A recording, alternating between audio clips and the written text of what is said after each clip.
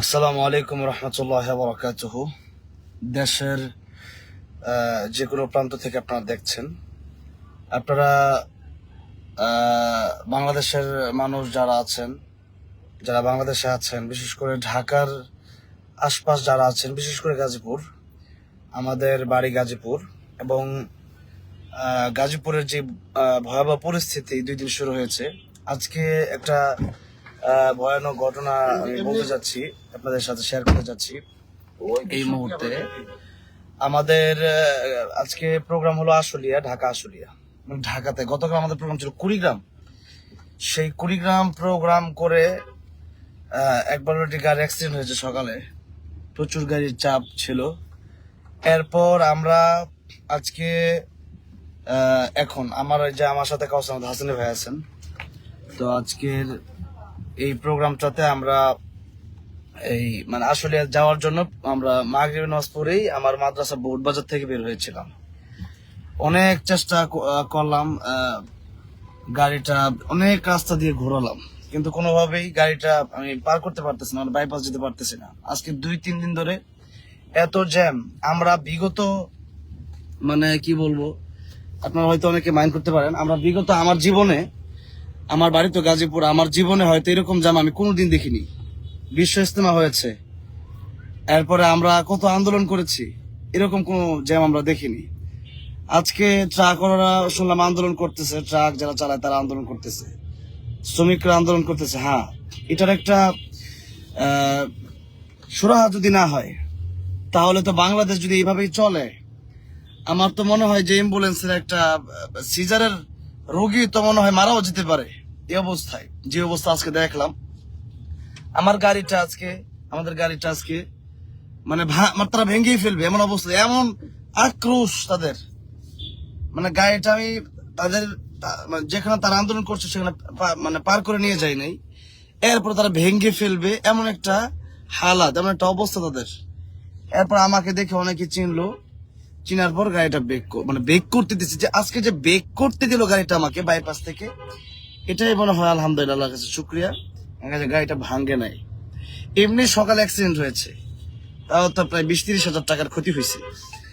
এখন সেই জায়গার ভেতর আবার দেখা গেছে যে আবার তাদের মানে আন্দোলনের শেষ নেই। এত আন্দোলন বাংলার জমিনে, এত আন্দোলন আমরা দেখি নাই। এত আন্দোলন, আর আন্দোলন কাকে বলে? কাজের বুয়ার আন্দোলন শুরু করছে, এরপরে সাধারণ রিক্সাওয়ালা আন্দোলন করে, পিক আপ চালায় আন্দোলন করে, ট্রাক চালায়। মানে আন্দোলনের কোনো শেষ নেই। মানে তারা চায় কি, চায় মানে কিছু লোক এদেশে জান্নাত চায়, জান্নাত, যে দেশটা জান্নাত হয়ে যায়। আর দেশ জান্নাত হওয়া তো সহজ নাকি? আমি একটা বিশেষ করে একটা কথা বলতে চাই, যারা বর্তমানে উপদেষ্টা যারা আছেন, যারা এখানে বসছে, ডক্টর ইউনূস সরকার সহ যারা এখানে মানে সমন্বয়ক আছেন অথবা এখানে উপদেষ্টা বৃন্দ আছেন, আজকে উপদেষ্টা যাদেরকে বাড়ানো হচ্ছে, এরাও স্বৈরাচারের দূষর, দূষরের ভিতরে অনেক উপদেষ্টা বাড়ানো হচ্ছে। কত যে ষড়যন্ত্র হচ্ছে, এটা কল্পনার বাইরে। আজকে আমাদের মোবাইল হারালে আমরা একটা জিটি করবো, সেটা করাটা কষ্টকর ব্যাপার। শুধু তাই না, একটা মানুষ যদি মার্ডার করে, এটার যে বিচার হবে, এটার বিচারটা দেবো, যে মামলাটা করবো, যে এটা করাটা এখন একটা মুশকিল হয়ে গেছে। এখন যাই হোক, ওই যে আমাদের গাজীপুরের অবস্থা খুবই ভয়াবহ। আমি যারা এই গাজীপুরের রাস্তা চলাফেরা করতে চাচ্ছেন, আমি তাদের বিনীত অনুরোধ করবো, আপনারা আপাতত চলবেন না। গতকাল রাত থেকে কত ইসলামিক আলোচক যেই গাজীপুর বড় বাড়ি বসেছিল, আমার সাথে যোগাযোগ হয়েছে, কল্পনার বাইরে। তো দেশের এই পরিস্থিতি নিয়ন্ত্রণ না করতে পারলে, মানে এই যে একটা পরিস্থিতি, একটা জ্যাম, আগে তো এটা ছিল যে 2 ঘন্টা, 1 ঘন্টা, 3 ঘন্টা, 4 ঘন্টা ব্যাপার ছিল না। 2 দিন 3 দিন যদি জ্যাম লেগে থাকে, গাড়ি আর গাড়ি। আমরা ভিতর রোড দিয়ে শুধু ঘুরতেছি, মানে গাজীপুর থেকে আশুলিয়া যাব, এটা কোনোভাবে পারতেছি না। এখন মানে এই পরিস্থিতি নিয়ন্ত্রণ যদি যারা দায়িত্বে আছে তারা যদি না করতে পারে, এটা তো তাদের অবশ্যই এটা দায়িত্ব নিতে তাদের ব্যর্থতা। আজকে এই একটা সাধারণ দায়িত্ব যদি পালন না করে, আরো বড় বড় যে দায়িত্বগুলো, সেগুলো তো পরের কথা।